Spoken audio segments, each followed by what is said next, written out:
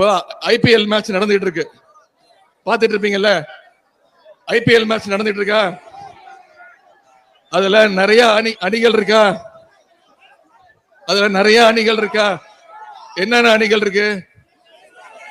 சென்னை, டெல்லி,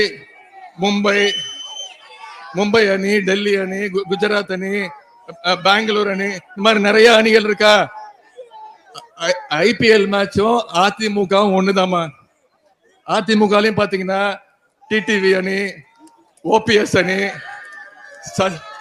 சசிகலா அணி, இபிஎஸ் அணி, மோடி அணி, ஜே தீபா அணி, ஜே தீபாவோட டிரைவர் அணி, இப்படி பல அணிகள் இருக்கு.